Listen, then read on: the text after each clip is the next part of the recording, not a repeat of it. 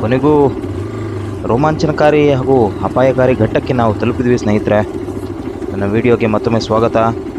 ನೀವಿಲ್ಲಿ ನೋಡ್ತಾ ಇರುವಂತೆ ನಾವು ಈ ತೆಪ್ಪದಲ್ಲಿ ನಮ್ಮ ಗಾಡಿಗಳನ್ನು ಇರಿಸಿ ಆ ಬದಿಗೆ ದಾಟುವಂಥ ಸಾಹಸವನ್ನು ಇಲ್ಲಿ ಕೈಗೊಳ್ತಾ ಇದ್ದೀವಿ. ನಾವು ಮಾಡ್ತಿರೋದು ಸಾಹಸನ ಅಥವಾ ಹುಚ್ಚು ಸಾಹಸನ ಅಂತ ಯೋಚನೆ ಮಾಡೋ ಅಷ್ಟರಲ್ಲೇ ನಾವು ಮಧ್ಯ ನದಿಗೆ ತಲುಪಿದ್ವಿ. ಇದ್ರ ಮಧ್ಯೆ ಜೀವ ಬೈಕ್ ಬಂದಿದ್ದಂತೂ ನಿಜ. 150ರಿಂದ 200 kg ಇರುವಂತಹ ಗಾಡಿಗಳನ್ನು ಝೀರೋ ಸೇಫ್ಟಿಯೊಂದಿಗೆ ಇಂಥ ತೆಪ್ಪಗಳಲ್ಲಿ ಸಾಗಿಸೋದು ಅಷ್ಟೇ ರಿಸ್ಕ್ ಇರುವಂತಹ ವಿಚಾರ. ಇಂಥ ಪೊಟೆನ್ಷಿಯಲ್ ರಿಸ್ಕ್ಗಳನ್ನು ಕನ್ಸಿಡರ್ ಮಾಡಿದ ಮೇಲೇ ನಾವು ಈ ರೀತಿಯಾದ ಚಾಲೆಂಜಿಂಗ್ ಆ್ಯಕ್ಟಿವಿಟೀಸ್ನ ಮಾಡೋದಕ್ಕೆ ಸಾಧ್ಯ. ಇಲ್ಲೊಂದು ಡಿಸ್ಕ್ಲೈಮರ್ ಏನಪ್ಪ ಅಂತಂದರೆ, ನಾವು ಹೋಗ್ತಿರೋದು completely illegal way of transportation. ಈ ರೀತಿಯ ಟ್ರಾನ್ಸ್ಪೋರ್ಟೇಷನ್ ಮಾಡುವಾಗ ಯಾವುದೇ ರೀತಿಯ ಅಪಘಾತ ಸಂಭವಿಸಿದ್ರೆ ಯಾವುದೇ ಇನ್ಶೂರೆನ್ಸ್ ಕಂಪನಿಗಳು ಕ್ಲೈಮನ್ನು ನೀಡೋದಿಲ್ಲ. ಹಾಗಾಗಿ ಯಾವುದೇ ಸ್ಥಳದಲ್ಲಾಗಲಿ ಯಾವುದೇ ಪರಿಸ್ಥಿತಿಯಲ್ಲಾಗಲಿ ನೀವು ಈ ರೀತಿಯಾದ ಆ್ಯಕ್ಟಿವಿಟಿಯನ್ನು ಮಾಡೋದಕ್ಕೆ ಮುಂಚೆ ಇದು ನಿಮ್ಮ ತಲೆಯಲ್ಲಿರಬೇಕು. ನದಿಯನ್ನು ದಾಟಿ ನಾವು ಮುಂದುವರೆದಿದ್ದು ಕರ್ನಾಟಕಕ್ಕೆ ಸೇರಿದಂತಹ ರಿಸರ್ವ್ ಫಾರೆಸ್ಟ್ನ ಕಾಡಿನಲ್ಲಿ. ಕಡಿದಾದ ಬೆಟ್ಟದಂಚಿನ ಮಣ್ಣು ರಸ್ತೆಯ ಈ ರೈಡ್ ನಮ್ಮಲ್ಲಿನ ಆಫ್ ರೋಡ್ ಮೋಡನ್ನು ಆ್ಯಕ್ಟಿವೇಟ್ ಮಾಡಿತ್ತು. ಈ ರಸ್ತೆಯ ಬಹುತೇಕ ಭಾಗ ಲೂಸ್ ಗ್ರಾವೆಲ್ನಿಂದ ತುಂಬಿದ್ರಿಂದ ಹ್ಯಾಂಡಲ್ ಬಾರ್ ಗ್ರಿಪ್ ಕರೆಕ್ಟಾಗಿ ಇರಬೇಕು. ಜೊತೆಗೆ ಕ್ಲಚ್ ಕಂಟ್ರೋಲ್ ತುಂಬಾ ಇಂಪಾರ್ಟೆಂಟ್ ಆಗುತ್ತೆ. ಏನಕ್ಕೆ ಅಂತಂದರೆ ಸ್ವಲ್ಪ ಮಿಸ್ ಆದರೂ ಕೂಡ ಬೈಕ್ ಸ್ಲಿಪ್ ಆಗೋ ಚಾನ್ಸಸ್ ತುಂಬಾ ಜಾಸ್ತಿ.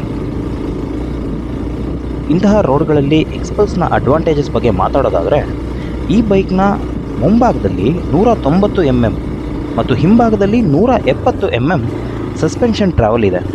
ಇದು ದೊಡ್ಡ ಗುಂಡಿ ಹಾಗೂ ಕಲ್ಲುಗಳನ್ನು ಸುಲಭವಾಗಿ ಅಬ್ಸರ್ವ್ ಮಾಡುತ್ತೆ. ಇದರಿಂದಾಗಿ ಸವಾರರಿಗೆ ಯಾವುದೇ ರೀತಿಯ ಬೆನ್ನೋವು ಬರೋದಿಲ್ಲ.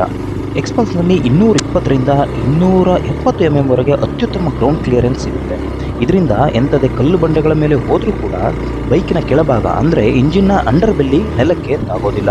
ಆಫ್ ರೋಡ್ ಬೈಕ್ಗಳಿಗೆ ಬೇಕಾದಂತಹ ಪ್ರಮುಖ ವೈಶಿಷ್ಟ್ಯ ಅಂದರೆ ಸ್ಪೆಷಾಲಿಟಿ ಏನಂತಂದರೆ ಅದರ ಚಕ್ರಗಳು. ಮುಂಭಾಗದ ದೊಡ್ಡ 21 ಇಂಚಿನ ಚಕ್ರ ಮಣ್ಣು ಹಾಗೂ ಕಲ್ಲುಗಳ ಮೇಲೆ ಬೈಕನ್ನು ಸುಲಭವಾಗಿ ಮುನ್ನಡೆಸಲು ಸಹಾಯ ಮಾಡುತ್ತೆ. ನಾನು ಹಾಕಿಸಿರೋ ರೈಸ್ ಮೋಟೋ ಟೈರ್ಗಳು ಇಂತಹ ಆಫ್ ರೋಡ್ನಲ್ಲಿ ಉತ್ತಮವಾದ ಗ್ರಿಪ್ಪನ್ನು ನಿಜವಾಗ್ಲೂ ಕೊಡ್ತಿದೆ.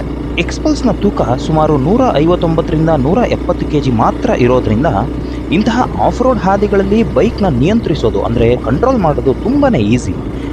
ಇನ್ ಕೇಸ್ ಗಾಡಿ ಕೆಳಗೆ ಬಿದ್ದರೂ ಕೂಡ ಒಬ್ಬರೇ ಇದ್ದರೂ ಸುಲಭವಾಗಿ ಎತ್ತಬಹುದು.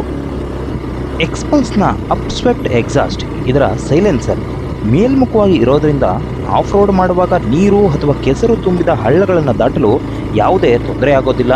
ಇದರ 4V ಅಂದರೆ 4 ವ್ಯಾಲ್ವ್ ಇಂಜಿನ್ ಮಧ್ಯಮ ವೇಗದಲ್ಲಿ ಅಂದರೆ ಮಿಡ್ ರೇಂಜಲ್ಲಿ ಒಳ್ಳೆಯ ಟಾರ್ಕನ್ನು ಕೊಡುತ್ತೆ. ಈ ಆಫ್ ರೋಡ್ ಮುಗಿತಿದ್ದಂತೆ ನಾವು ಹಾದು ಹೋಗಬೇಕಿರೋದು ದಂಟಹಳ್ಳಿ ಎಂಬ ಕಾಡಂಚಿನ ಒಂದು ಗ್ರಾಮದ ಮೂಲಕ. ನಮ್ಮ ಆಫ್ ರೋಡ್ನ ಪಯಣ ಇಲ್ಲಿಗೆ ಮುಗಿದಿದ್ದು, ಇಲ್ಲಿಂದಾಚೆಗೆ ನಮಗೆ ಸಿಗುವುದು ಅದೇ ಡಾಂಬರು ರಸ್ತೆ. ಇದೇ ಡಾಂಬರ ರೋಡಿನಲ್ಲಿ 15ರಿಂದ 16 ಕಿಲೋಮೀಟರ್ ನಾವು ಮುಂದೆ ಸಾಗಿದ್ರೆ ಕುರಟ್ಟಿ ಹೊಸೂರು ಎಂಬ ಊರನ್ನು ದಾಟಿ ನಾವು ಸೇರೋದು ಕೊಳ್ಳೇಗಾಲದಿಂದ ಮಲೆ ಮಹದೇಶ್ವರ ಬೆಟ್ಟವನ್ನು ಸಂಪರ್ಕಿಸ್ತಕ್ಕಂತಹ ಒಂದು ಹೈವೇಗೆ. ಇಲ್ಲಿಂದಾಚೆಗಿನ ನಮ್ಮ ಪಯಣ ಸಾಗೋದು ಸಾಮಾನ್ಯವಾಗಿ MM ಹಿಲ್ಸ್ ಎಂದು ಕರೆಯಲ್ಪಡುವ ಮಲೆ ಮಹದೇಶ್ವರ ಬೆಟ್ಟದೆಡೆಗೆ. ಇದು ಕರ್ನಾಟಕ ರಾಜ್ಯದ ಚಾಮರಾಜನಗರ ಜಿಲ್ಲೆಯ ಹನೂರು ತಾಲೂಕಿನಲ್ಲಿರುವ ಒಂದು ಸುಂದರ ಹಾಗೂ ಅತ್ಯಂತ ಪವಿತ್ರವಾದ ಬೆಟ್ಟಗಳ ಸಾಲು. ಇದು ಬೆಂಗಳೂರಿನಿಂದ ಸುಮಾರು 210 ಕಿಲೋಮೀಟರ್ ಹಾಗೂ ಮೈಸೂರಿನಿಂದ ಸುಮಾರು 150 ಕಿಲೋಮೀಟರ್ ದೂರದಲ್ಲಿದೆ. ಈ ರಸ್ತೆಯು ಅತ್ಯುತ್ತಮವಾದ ಹೇರ್ ಪಿನ್ ಬೆಂಡ್ಗಳು ಹಾಗೂ ಹಸಿರಿನಿಂದ ಕೂಡಿದ್ದು ಬೈಕ್ ರೈಡರ್ಗಳಿಗೆ ಒಂದು ಒಳ್ಳೆಯ ಅನುಭವವನ್ನು ನೀಡುತ್ತೆ. ಮಾದಪ್ಪನ ಸನ್ನಿಧಿಗೆ ಸೇರ್ತಾ ಇದ್ದಂತೆ ನಮ್ಮ ಪ್ರಯಾಣ ಮುಗಿದಿದ್ದೇ ತಿಳಿಯಲಿಲ್ಲ. ದೇವರ ದರ್ಶನವನ್ನು ಮಾಡಿ ನಾವು ಮತ್ತೆ ಬೆಂಗಳೂರಿನ ಕಡೆಗೆ ಹೊರಟೆವು. ಮತ್ತೊಂದು ಪ್ರಯಾಣದ ವಿಡಿಯೋ ಜೊತೆ ನಿಮ್ಮ ಮುಂದೆ ಬರ್ತೀನಿ. ಧನ್ಯವಾದಗಳೊಂದಿಗೆ ಶುಭ ದಿನ.